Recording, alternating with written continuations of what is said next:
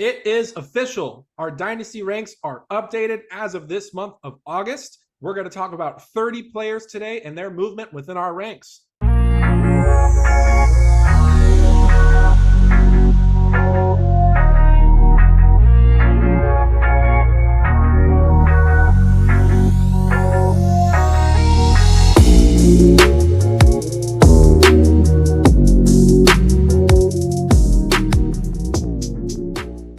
How's it going, guys? Welcome. My name is Andrew. This is Angle Fantasy Basketball. We are here to talk about something that we hold very near and dear to our hearts, which is our Dynasty ranks. Yes, we have an update that is complete. It is now available on our website, anglefantasybasketball.wordpress.com. And we are going to talk about 30 players today. Talk about their respective movement within our rankings and just talk about the Dynasty rank process in general. So before we get into that, let's check in with the other two analysts at Angle. Braxton, how are you doing today? Really good, man. I am really excited to talk about these rankings. I know we put a lot of work into them, and I'm glad people are liking them so far. So that's right, absolutely. Mitchell, how about you? How you doing? Doing great. Played golf over the weekend, and now I'm kind of rejuvenated to start, discussing ranks and justify some of the placements we have in store. So let's get to it. So here we are. We are on the home page of our website. All of our rankings, all the content that we produce, all of the platforms we are on, the links to those, as well as the links to our social media accounts and our Discord server is located in one place, anglefantasybasketball.wordpress.com. So here on the homepage, the first thing you can see right here, top 300 Dynasty ranks updated as of August 21st, 2021. So as we talk about our players today, our 30 players, we're going to be moving through the list here. As we mentioned in our Twitter posts and just initial postings about the list, there's a few new features that are included within the list. Number one is the very highly requested movement tracker. And also, two, we expanded the list to 300. It was previously at 250. And we have incorporated the 2024 rookie class. So this list represents the average ranking between the combination of our three rankings, myself, Braxton, and Mitchell. So three highly successful Dynasty players combining our minds together to produce this ranking format for you. So with that in mind, all three of us have different types of takes on players, but we are, still fairly similar within our evaluations. So it's fun to see the difference between us three, as well as, where us three rank somebody very close together. And as we go through this ranking list here, you will see our individual rankings of a specific player on the right-hand side. And also you'll see the average rank, which has been moved all the way to the right now because we put the movement column over here to the left. So one quick disclaimer regarding the movement. You're going to notice a lot of red on this initial August update. And a big reason for that is, number one, because we expanded the list by 50 players. And number two, because we incorporated the 2024 draft class. So, if you see somebody, especially somebody who's like outside the top 150, who's dropped maybe 15 to 20 spots, I would attribute that more to the draft class being added as opposed to them being deserving of their rank to drop. So I would expect on our next update that some of the movement will look to be a little less drastic, at least in regards to movement downwards within our ranking list, because things will settle out a bit more. So it's, primarily due to the incorporation of new players that has caused that. But there's also, of course, some other players who have had their rank drop for a deserved reason, and some players who, even despite new guys being added in, their rank still climbed up the boards. So as we go down this list for you here, I'm going to be scrolling down the website to show you the range within the player that we are talking about. So we are going to talk about these players in order. The top of the list is going to be the highest ranked Dynasty player that we're talking about today. And the lowest part of the list is going to be obviously the lowest ranked Dynasty player that we're going to talk about today. So the first person we are going to be talking about is Scottie Barnes. yes, Scottie Barnes. I love Scottie Barnes in fantasy right now. He finished 21st in 9 category last season. But actually, let me take a step back. Scottie Barnes is 8th on our rankings. It's an increase of 1 from April. And yeah, he finished 21st in 9 category last year. one of my favorite things about him is that he fits seamlessly in any build, and really you can put any players around him and still succeed. He's almost kind of like Jokic in that way, where it really doesn't matter who you stick around him, as long as or excuse me, they probably will complement him well. I really like pairing him with higher end bigs, so you can kind of double dip and get those out of position blocks, of which he averaged 1.5 per game last year. And as we all know, Toronto has fully given him the keys, and this whole team is going to be built around him moving forward. Was a little bit banged up down the stretch, and then we did see a slight dip in scoring after they acquired Manuel Quickly and RJ Barrett. But the all-around stats will still be there, and is easily a top 10 overall asset for me. That's going to take us to our next person, Alperen Sengun, the man whose jersey is behind me right there. He is coming in at 12th. He actually rose by 4 spots. So one of my favorite young dynasty assets, one of my favorite players in general. I'm very excited about what he can do from a 9-category standpoint, as well as just his growth overall as a dynasty asset. I would highly recommend ignoring that streak of wins that the Rockets went on when Sengun was injured. A lot of people talk about that. Oh, when Sengun was out, they went on this win streak. You know, he's not actually part of the future, things like that. If you look back at it, they had one of the easiest run of games possible in their schedule during that time. So it was something that they could have won without Sengun anyways. So if anything, this actually might be an opportunity to acquire Sengun for slightly cheaper if you do have, or if you are coming across somebody who, you know, put more stock into that winning streak that they went on without him. Udoka was running the offense through Sengun, and that's not going to change. So expect to see continued growth in Sengun's game, especially as the Rockets continue to add very complementary pieces for Sengun, such as Reed Shepherd. Yeah, Andrew, I love Sengun. You know, I love those out of position assists as well from the center position. There is the only hesitation that kind of keeps him out of like the top 10 or maybe 11 for me. I know I have him a little bit lower than both you guys. I've got him at 16. There seems to be like some reporting that the Rockets are unsure that he's like is able to be like first or second best player on their team, like on a good team at least. So that's something I guess to be mindful of, and that is the reason I don't have him higher than he is. But it just, you know, he's as high. He's incredible. I just want to leave it at that. Yeah, Braxton, there actually were reports that the Houston Rockets were actually interested in pairing Sengun with someone who's a little bit more defensive minded in the draft, aka Donovan Clingan. So something to monitor moving forward if they do not believe Sengun is a potential number 1 option, but definitely very promising just based on a statistical outlook. I will accept none of this slander. If anything, one thing I have to mention is I think the pairing with Jabari Smith Jr. is perfect in regards to bailing out some of the defensive issues that Sengun has. A lot of that gets fixed by the pairing with Jabari Smith Jr. So let's move on to our next person, somebody we do not have to worry about at all defensive-wise. That's going to be Anthony Davis, coming in at 22. He only dropped down 1 spot.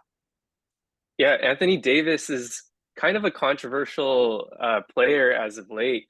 You know, people kind of get a little bit afraid of him due to age and injury concerns.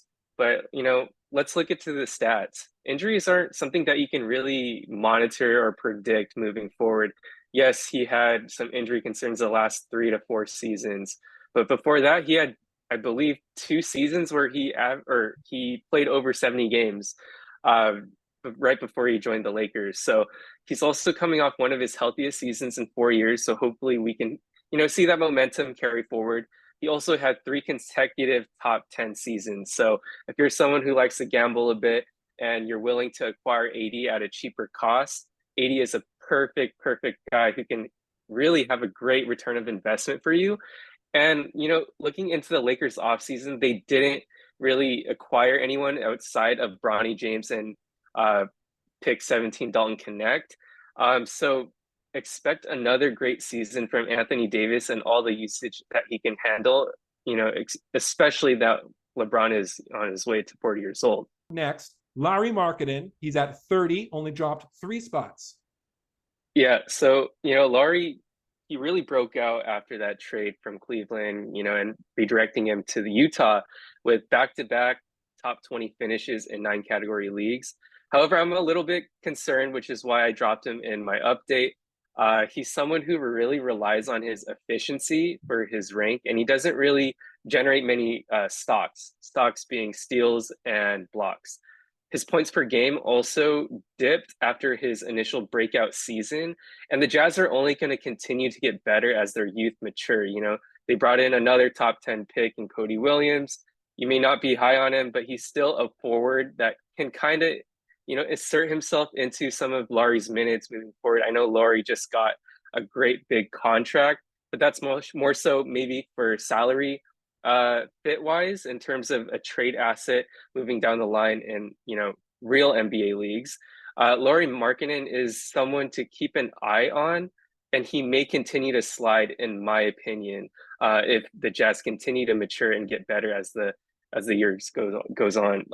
I do want to say before we move on from Lauri, he does have some durability issues. I saw a stat by Josh Lloyd that Lauri Markkanen has only played a total of less than 10 games in the last 2 seasons of March, which is pretty concerning considering if you are buying Lauri to contend and if you're ready to contend in one of your dynasty leagues.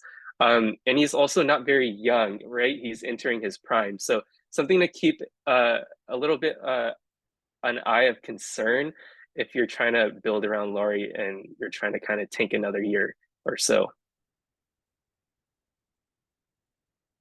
Yeah, that's a good point about the durability issues late in the season. I mean, remember his days in the Bulls, he would just sit out late in the season just due to like exhaustion or whatever that term was back that they used for him. And it wasn't even an injury. It was just basically saying he's too tired and sore to continue playing. So let's move on to our next person, coming off a run to the NBA Finals. At number 40, Kyrie Irving rose up 6 spots, actually. So all 3 of us looked upon Kyrie more favorably in this last update. So Kyrie has been around so long, he often gets his name looped in with the likes of like LeBron, Steph, Kawhi, Dame, Harden, and the other stalwarts of the league. However, Kyrie is actually 3 or more years younger than a lot of those guys. And he's got more life left in him than these guys, and just put up a top 10 season last year in Dallas. So he had concerns with both injury history and behavior, but it certainly seems like the off-court antics are now a thing of the past. So I'd be happy to have Kyrie, even if it's only for 55 to 65 games. He's going to be doing it at top 10 numbers. He's an extremely useful and efficient fantasy player, 9-category player in general. Very, very good in that format. And so in a dynasty league, especially in a deep dynasty league, he can have a massive impact on your matchup and you know, just producing numbers for you. So his age and history means someone could potentially trade him to you for surprisingly cheap. So take advantage of those youth merchants out there while you rake in the cash with some of these winning players.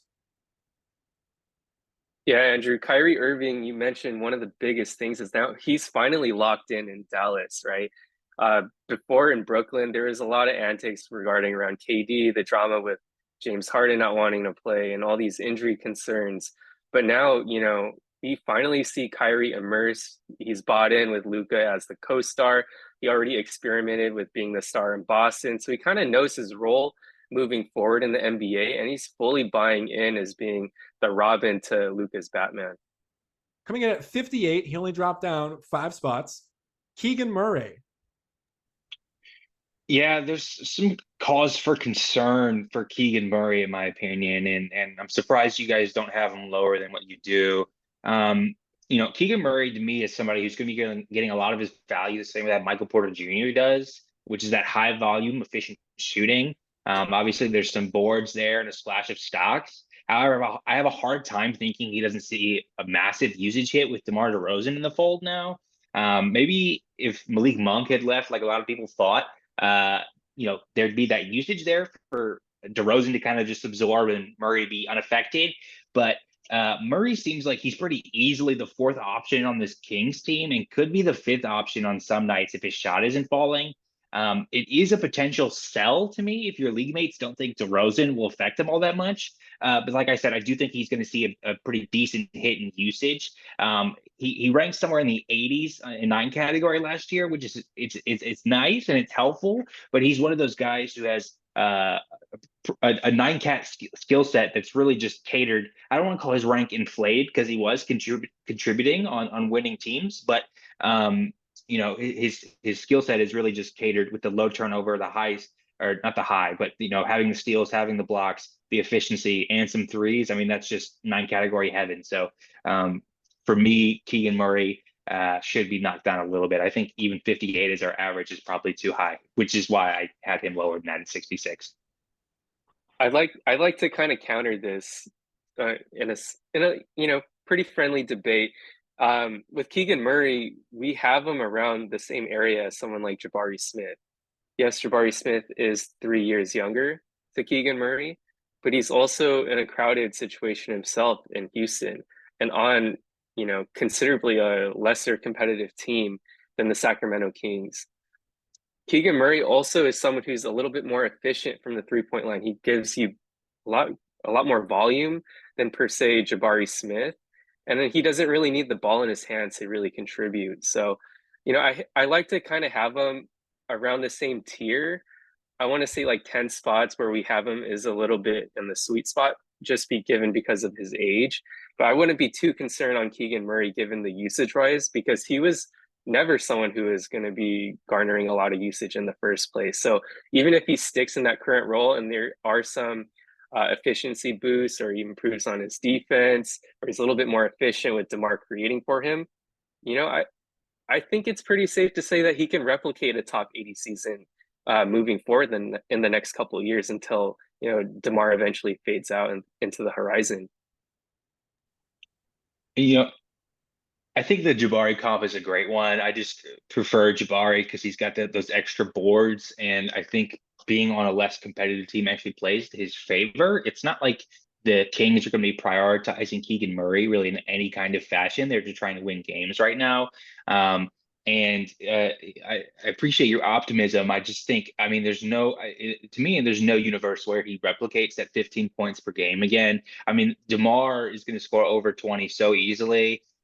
They got to come from somewhere. Maybe Malik Monk is a big loser. And again, I don't want to discredit Keegan Murray too much. I think he's still a good asset. I've got him in my top 70, but I think the dream of him being that third option, especially with DeRozan on a 3-year deal, blocks Murray for the rest of his rookie contract. I think that is it's not realistic at this point. All right. So let's go on to number 66, someone who experienced no change up or down within our rank update, James Harden. Yes, Paul George is gone, Russell Westbrook is gone, and it is time for the Intuit Dome to experience the James Harden system. So the Beard is one of those older names I mentioned when talking about Kyrie, which is why his rank's a little bit lower because he is older. But before the emergence of Jokic and now Wembanyama, the top 9-cat player was James Harden for a pretty long time. So he still has some life left in him. He's coming off a top 30 season last year and is now about to be fed more usage with Paul George departing. They didn't really add in anybody else who takes in within a bunch of usage. They did add Kevin Porter Jr., but number one, we need to see if he even behaves. And then number two, I don't think he's going to be playing within the starting unit alongside Kawhi and Harden. He's probably going to be coming off the bench. And then they just added like complementary pieces like Derek Jones Jr. and Mo Bamba too. So nobody's going to be really a threat to soaking up any of the usage that's likely going to go to James Harden now that Paul George is gone. So this is another example of somebody who won't be super expensive to acquire and can help you win not just your league, but of course the cash prize that also comes with that. So somebody who can absolutely carry you in assists, rock solid within that area. And then once we see the scoring volume likely increase, then the ranking is most likely going to be inflated by that too. Again, he was doing top 30 numbers even with his normal scoring volume being decreased because he's been on a couple of stacked rosters lately. So expect good things from James Harden this year. Aside from the seasons where he was demanding trades and sitting out, he's been a fairly durable player. So I don't really see that changing anytime soon either. All right. So now we are moving on to number 70. He dropped down 11 spots in the last update. So for the top echelon of players, within the top 80, that's a pretty good sized drop. Pascal Siakam. Yeah, Pascal. So, once upon a time, not very long ago, actually, Pascal was a top 50 asset in Dynasty leagues. Around this range, he's actually one of our bigger sliders in our ranks. And for the first time in 4 seasons, he actually did not break the top 50 in 9 category ranks. A lot of the reason is that shift to Indiana, playing with a team that I wouldn't say Halliburton's more ball dominant, but the offense does definitely revolve around a Tyrese Halliburton and also a Andrew Nembhard as a secondary creator. Pascal Siakam, his assists dipped quite drastically, moving from Toronto, where he averaged pretty comfortably from like 5 to 7, where we really liked him in that kind of like Julius Randle type role, but a lot more efficient. But in Indiana, he's barely averaging above 3 assists a game, which is a cause for concern. And the reason we dipped Siakam is not because of the age, it's more so because of the team outlook. And because Indiana is a team that has championship aspirations, reaching the Eastern Conference Finals, it's really hard to see Siakam kind of replicate those top 50 numbers that he's been a staple in Toronto. All right, so let's move on to somebody who's been chugging along pretty steady within his fantasy output. Rudy Gobert at number 78 rose up 1 spot. Yeah, I think it's really interesting that Gobert actually managed to move up 1 spot, because a lot of times you'll see, on these new year ranks, you'll see the old guys kind of drop and the young guys kind of move up a little bit. But I think it's because he's proven himself to be a rock solid contributor on any contending fantasy team. I don't listen to this noise about how he's unplayable in the playoffs and how he actually sucks because he gets switched on to like Luka consistently or something. That's not important for fantasy, as you guys know, because as long as he plays a massive role in the regular season, which he will, he's somebody that you can count on for those elite big man stats on a nightly basis. In 9 category, he finished 51 on the year. And 15th overall if you're punting free throws. I think you can count on this production for another solid 2 seasons at least. And then maybe another 2 seasons of production similar to what Clint Capella is doing right now. Gobert seems fairly easy to acquire in dynasty leagues because there's this negative connotation around him. And, I love to talk about negative connotation and buying. But people think he sucks. Maybe the owner's down on him. It's just if you're buying him, you're getting a rock solid contributor that can help any contending team, like I said. All right, let's talk about another big man. Coming in at number 92, there's a couple of big men that took a little bit of a hit in this recent rank update because they weren't showing enough progression. Walker Kessler dropped 22 spots. Yeah, so this one's a little bit funny just given the placement of, starting with Rudy Gobert and ending with Walker Kessler, given that they were involved in a trade not too long ago in real life. So Walker Kessler is someone who really was kind of like the darling of the 2022 draft class. He really shocked everyone. He was being picked around, the teens, maybe sometimes even in the 20s, and those rookie drafts in 2022. And he really shot up the ranks in terms of dynasty value. Someone who is, honestly being mocked in the top 50, top 60 in startup leagues. But after that Team USA appearance in FIBA, where his role was kind of uncertain, I'm not sure if that kind of transitioned into a confidence issue with him, but he did have a disappointing sophomore campaign this year. And his numbers did dip, his efficiency dipped, his points dipped, his rebounds dipped. But also that can also be contributed to the acquisition of John Collins in the offseason. So it really prevented him and stunted him from an increased role in Utah. Alongside with the lack of improvement, it's now being reported that Walker Kessler is on the trade block, as he is not seen as a featured piece in Utah's future. So along with, some of the growth concerns, he's also being put on the block. So not a great look for Walker Kessler.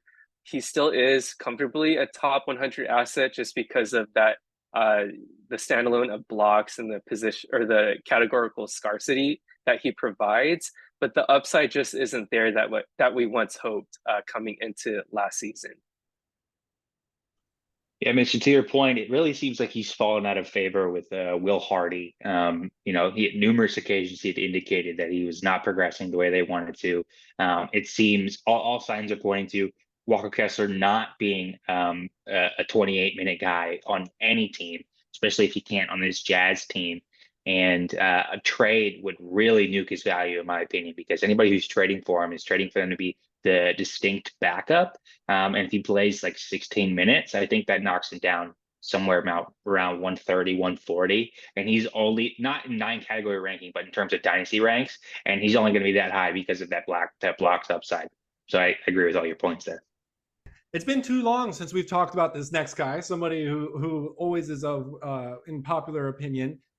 Still within the top 100 here. This is our last top 100 guy at 97. He rose up 5 spots to break into the top 100. Cam Thomas.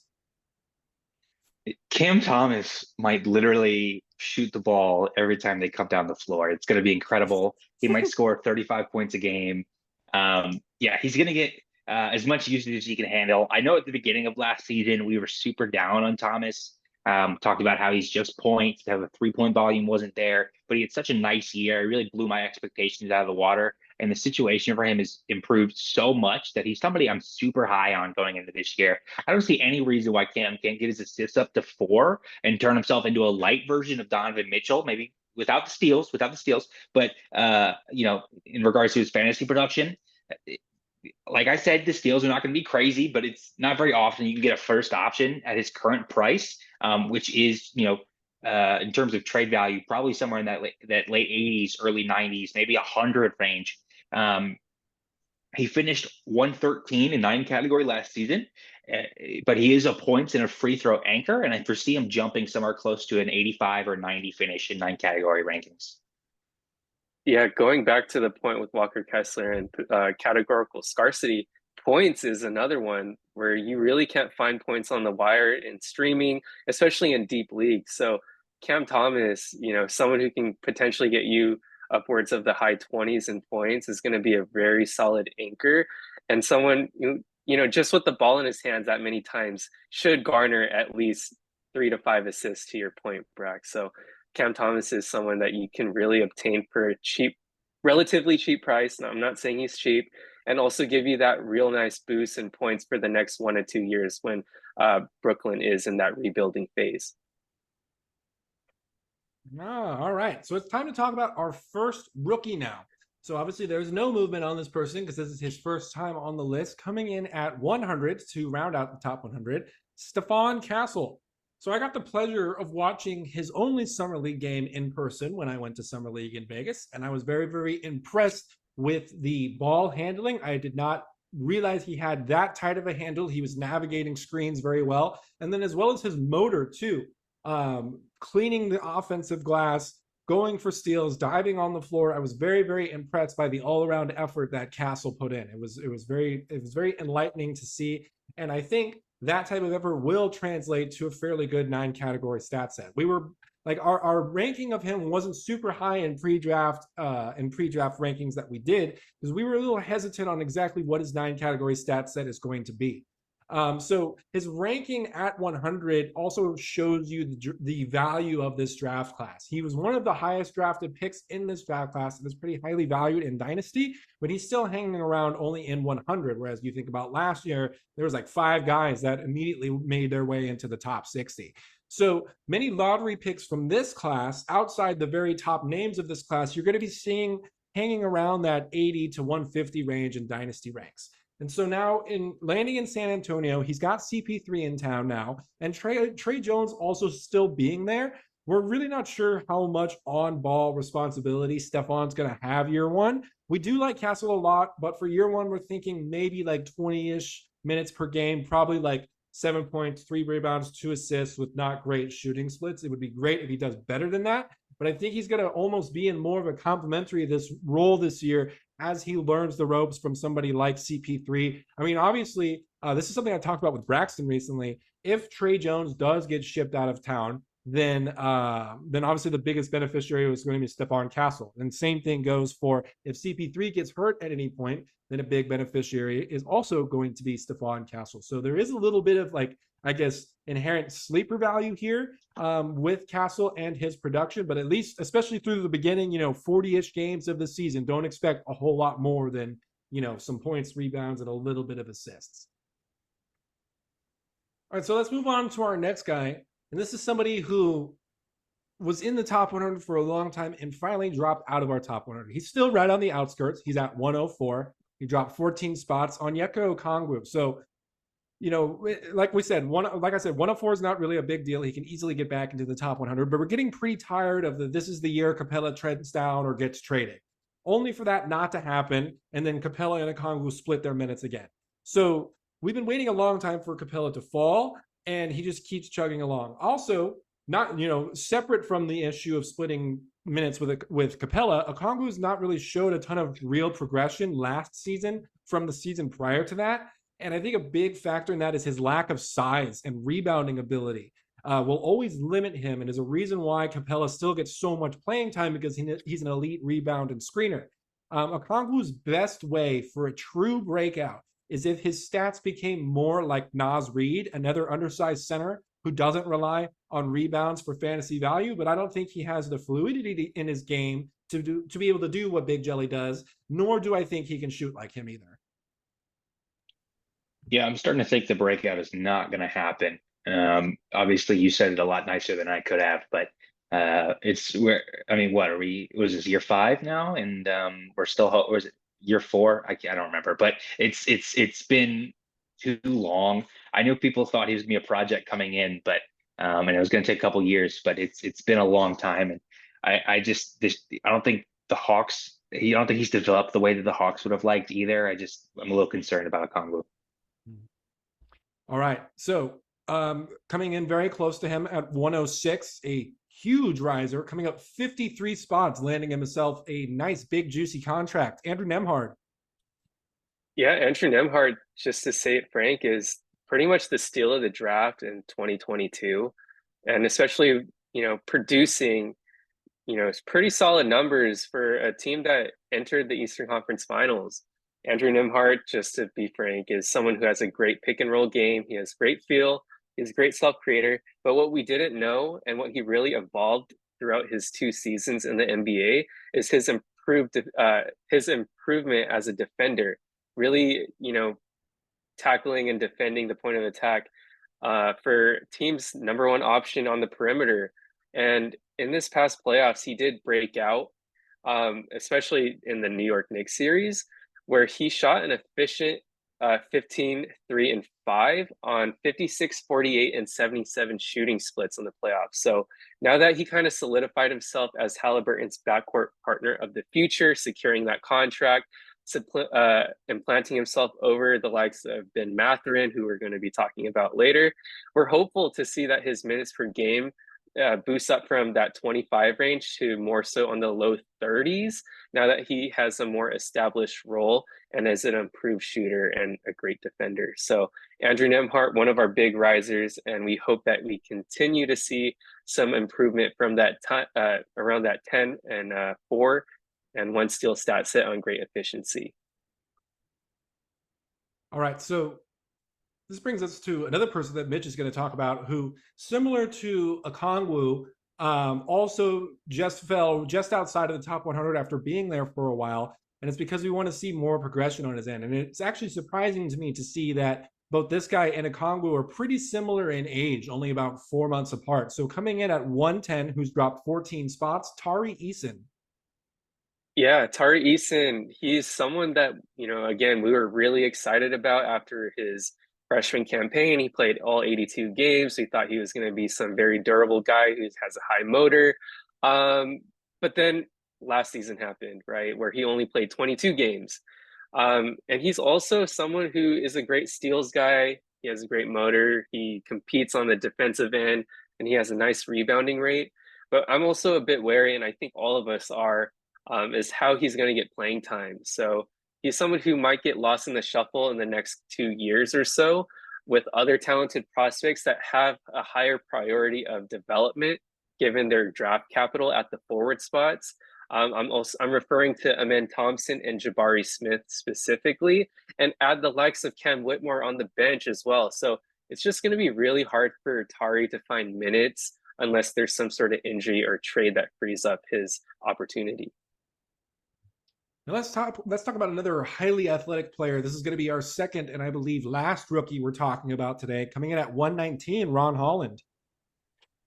Yeah, I'm well, the first thing that's jumping out to me is I'm noticing how much higher you guys are on him than I am. You guys have got him close to 100. I've got him down at 151. Um, I'm wondering how much his game is actually going to translate into fantasy production. To me, he doesn't scream top 100 asset. The three-point shot is not great. There's no assists. He's an okay rebounder, so he'll need those stocks to translate as well as the volume scoring to be an asset.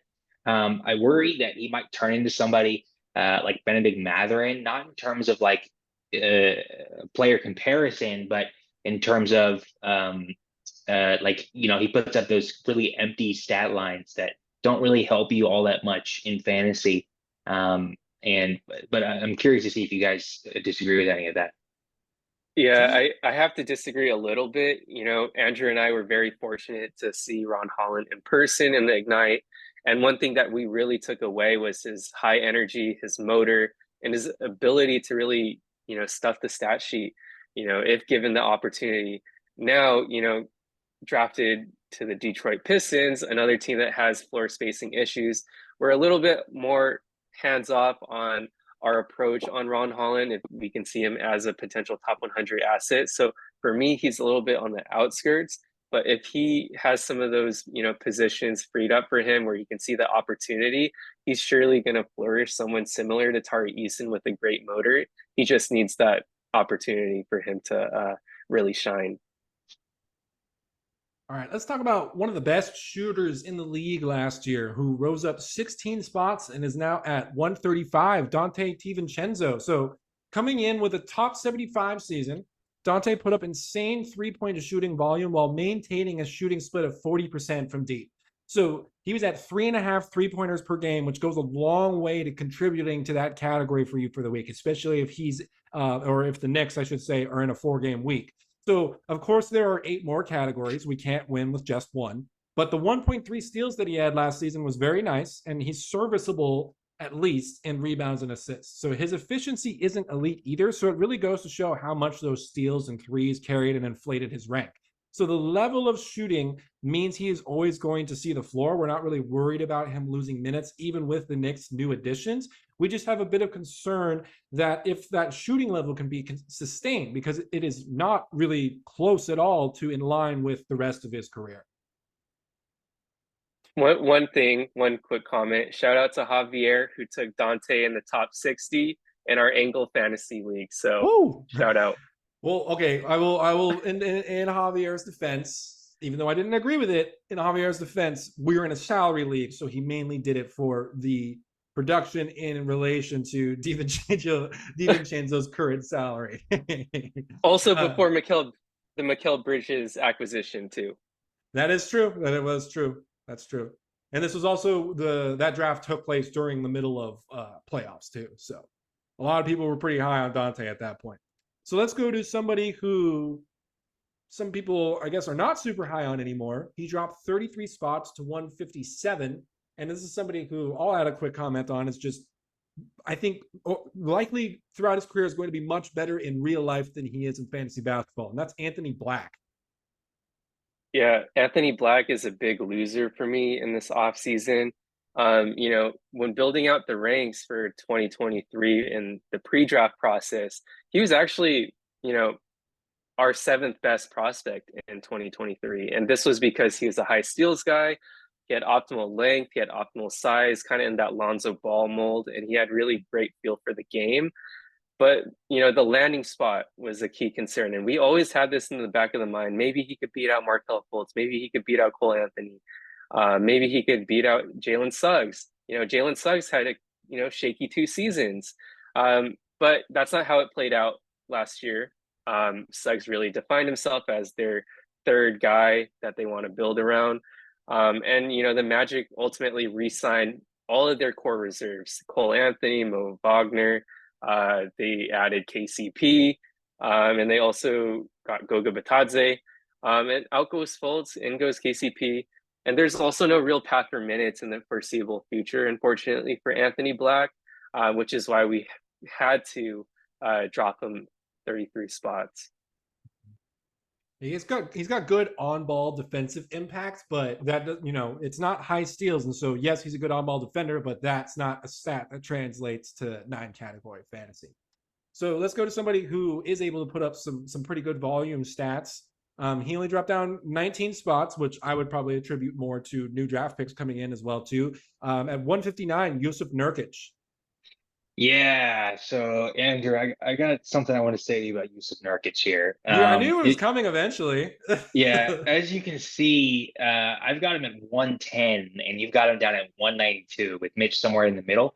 I think 192 is, I'm just going to say, a grossly irresponsible of a ranking. He finished 99th overall in 9 category rankings last year. He's got 2 years left on that contract. He's locked in on this Suns team, who really can't make any more moves. They only brought in Mason Plumlee. He's got 5x5 upside. That's where he can score 5 in 5 categories, right?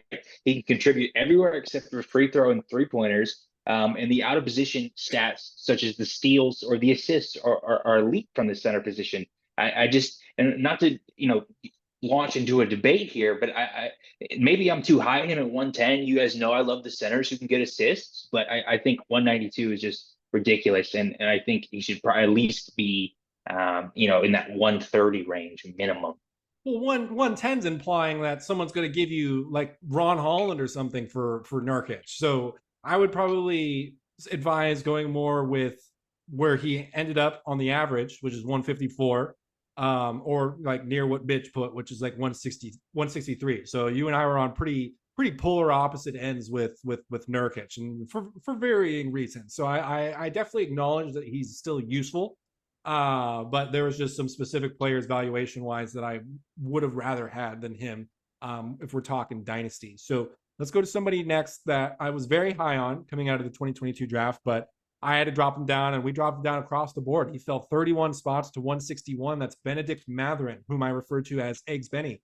So Mitch and I have had a long-standing argument between who's better of Andrew Nembhard and Bennedict Mathurin. This argument started when they were both drafted, and I finally had to admit defeat last season.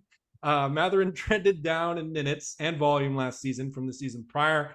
I do still believe in his upside a little bit. It's been waning, but he is only 22 years old. So the accelerated timeline of the Pacers now being a win-now team sooner than expected does cap the freedom that Mathurin would really have to develop his game further. What he really needs is steals and threes.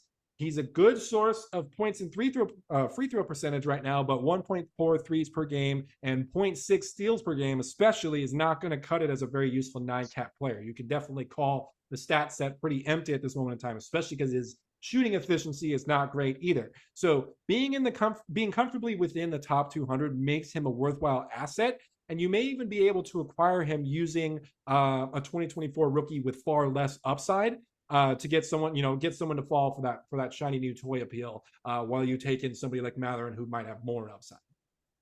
Hey, Andrew, respect. A real man admits his mistakes. It's the first time I did it publicly. It took me 3 years to work up the courage. All right, so let's talk about another person that I was also high on, but this is from a different draft class. This is from last year's 2023 draft class, and one of our biggest risers in this update rose 79 spots, broke into the top 200, and now rests at 177. Noah Clowney. Yeah, you said one of, but he is our biggest riser with 79 spots. He didn't play a whole lot during the season last year, but with the Nets signifying that they are going to start rebuilding, he seems primed to be a large part of that.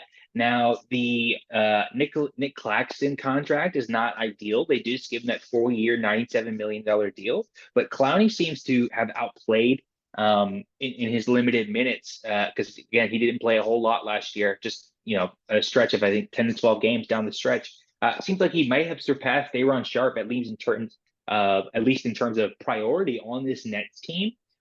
He gets you those classic big man stats. He can contribute in multiple categories, can be permanent beast, and I think he's definitely somebody who, if your league mates haven't caught on to him yet, I think now would be the time to buy, because I think he's only up from here. All right, so let's now go to someone who's dropped a little bit on this list. And there's two obvious reasons why. So drop down 36 spots to 183, Tre Jones. Yeah, this one's me again. I am a little concerned about Trey Jones in the short term. Obviously, Chris Paul and Stephon Castle is not ideal for him. You did talk a little bit earlier about him being a potential trade candidate, Andrew. I think that's the only thing that can save him at this point. And I do think it's fairly likely, especially with him on that $10 million contract. It's very tradable, and a lot of teams could use somebody like him. Yeah, very boring player, very low end. I think he can carve out a Chris Dunn type role, maybe on a good team. Chris Dunn just signed that 3-year contract with the Clippers, probably primed for like 16 to 18 minutes. I think Tre Jones is able to distribute the ball a little bit better than him, whereas Dunn's a little bit of a better defender. But I think as far as role moving forward, I think that's where Tre Jones will be. Definitely a nice low end guy to have. But also, I will add, with the potential, if he gets traded to a team that has an injury or just has a hole at point guard for some reason, he can go back up to with that nightly, 8 or 9 assist upside. Not that he'd average that, but he can get there if he's got the ball in his hands enough. Just a nice real life player who has found himself in that unfortunate situation. All right, couple more guys to get to before we get outside of the top 200. So a riser who rose up 28 spots to break into the top 200 at 194, Jalen Smith. So Jalen Smith now lands in Chicago, and I really like that spot for him. Not only is he capable of playing alongside Nikola Vucevic, he also would be a huge beneficiary of Vucevic getting traded or potentially getting injured too. So I think he's actually a real breakout candidate for a Chicago team that doesn't have a ton of front court depth, and it is very possible that he is even higher in the next update.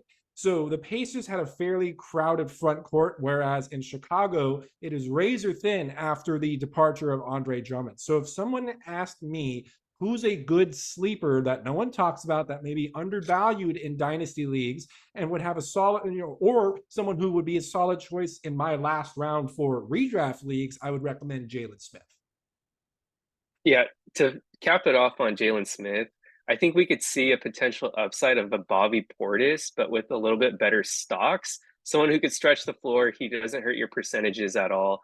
And he's also a great in real life player. All right, so we're only going to move one spot lower to 195. This person now broke into the top 200 for us as well, rose up 10 spots. Isaiah Jackson.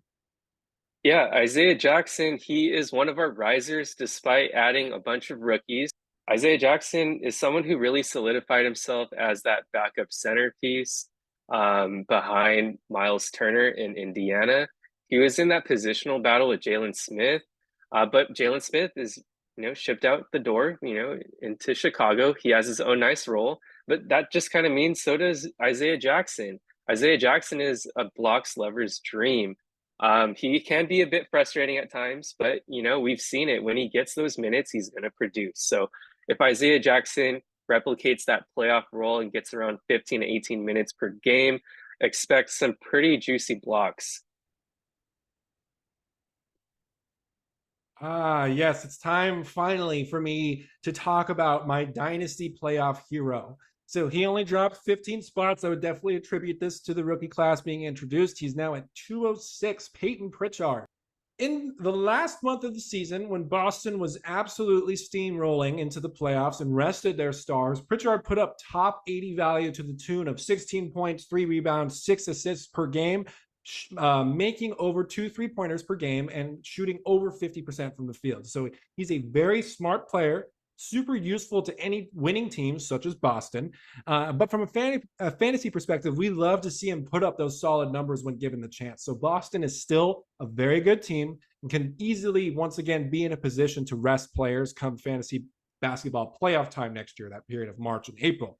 So Pritchard is someone I love to have on my dynasty bench in a deeper league as someone that puts up serviceable bench player stats all year, but is capable of exploding when given the usage. All right. Now, someone who's taken a bit of a nosedive and still needs to find himself a new NBA home. Coming in at 230, dropping 64 spots, Markelle Fultz. Yeah, Markelle Fultz is one of the biggest losers, not just from this previous update from April, but looking back when we first made our consolidated list of last year in August of 2023, we had Markelle Fultz at 92. He was able to, get that starting role, solidify it last year, but then this year he lost it because of those early injuries. Suggs supplanted him, and now he just doesn't have that same confidence and swagger that he had before. That lack of shot, the inability to stretch the floor from three, that lack of burst given those injuries. And teams just don't want to invest in this type of player that kind of still wants to demand a $10 million contract given his age, but he's just not going to get it. All right. So somebody who also suffered from injuries last year, but still has a contract and a job in the NBA. That's going to be Jared Vanderbilt coming out at 237. He dropped 22 spots. So he is still a useful 9-category player, especially for a punt blocks team. So this is a build that Braxton likes to do a lot. So say you built your roster, you have names like Sabonis, LeBron, Josh Giddey. You can get solid contribution in steals and rebounds out of Vanderbilt on the end of your bench without a hit to your field goal percentage. So he's still very useful to this Lakers squad with his defense. He provides to take pressure off of AD. So we don't see a vastly reduced role for Vando. The Lakers haven't signed anybody, and both Connect and Bronny James don't play Vanderbilt's position. So especially somebody as a defensive specialist, they didn't bring in anybody like that. So I think Vanderbilt's role is safe. A 20-plus minute per night role is still there. And this is a solid guy to have on your bench in dynasty leagues that are larger than 14 teams. All right, someone who took a pretty big hit in his rank, dropped down 90 spots, found himself out of Philadelphia, now in Detroit at 239, Paul Reed. Yeah, you know what? Paul Reed is, he's quite the fantasy darling. I think the hope for him kind of went out the window when Philadelphia waived him or released him, I guess, because his deal was non-guaranteed. It remains to be seen how much, if any, I guess, of a role he's going to have in Detroit. I would assume he's going to play some. I mean, they're paying him $8 million.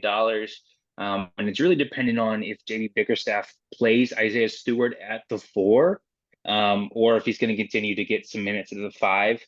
If Stewart gets those backup 5 minutes, it's really bad news for Paul Reed. He can't shoot the ball. He's not going to be able to play the 4.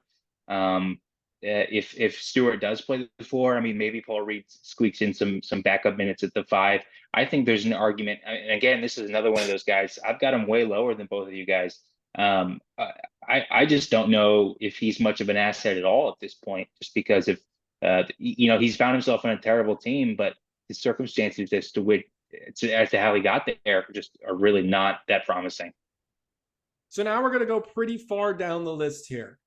We're going to talk about our biggest faller, dropping over 100 spots, 113 spots to now rest at 288. Malachi Branham.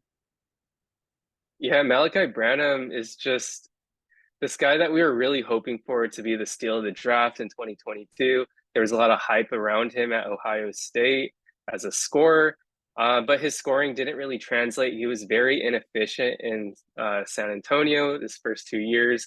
So to start the season, we had him around that 150 area in hopes that he can actually really supplant himself over someone the likes of Keldon Johnson, but that just really didn't happen. The San Antonio Spurs over the offseason, they drafted a premier talent in Steph Castle. They added a veteran that's going to take usage in Chris Paul. They also added someone who's going to block him in minutes in Harrison Barnes, who's probably going to start. And they still kept Keldon Johnson as well. So on top of, all that blockage, he's not the greatest fantasy contributor from a statistical standpoint in category leagues. And he's also going to hurt you in efficiency. So Malachi Branham, it's really hard for him to see any optimism moving forward. All right, so let's go to our last player now, someone who definitely benefited from our lists being expanded to 300. So the way this works is all three of us come up with our own list of 300, and then we combine those together. So at the tail end of that list, we're going to have some players that one or two of us ranked, but the other one did not. So due to that, it makes our actual composite list here usually end up being a little bit larger than 300. So coming in at 310, now making an appearance since we've expanded the list, is Trendon Watford. I can't believe you guys didn't rank Trendon Watford, man. He had some really nice games down the stretch for Brooklyn. And what's really promising to me is they extended a qualifying offer to him, and he accepted it. So as far as I'm aware, he actually has a no trade clause. I think it's just him and Beal that have no trade clauses at this point. I love that they brought him back. You know, and again, like I just said, we've seen him. He can do it in Portland. And he's shown that he can do it in Brooklyn. He can pass the ball a little bit. He gets some all-around stats with the nice with some, if he gets some nice minutes. And you know, he's primed for it on this Brooklyn team. He's probably on waiver wires in almost all dynasty leagues right now. I love him as a flyer, just about any league size over 12. I think he's somebody that's being overlooked as a potential winner in this Brooklyn rebuild, or what's, you know, start of a rebuild, because they still have some vets they got to ship off. Like if Finney Smith and Cam Johnson go, depending on who they get back, look out for Trendon Watford. I know that's kind of a funny thing to say, but like I think he could be serious. He could do some serious damage. Well, all right, that does it. 30 players covered. And again, if you want to take a look at our full ranking list, we have a total of 314 players ranked on here. Check it out, anglefantasybasketball.wordpress.com. If you're watching on YouTube, like this video, subscribe to the channel if you are new, subscribe if you're listening on audio as well, and we'll see you guys next time.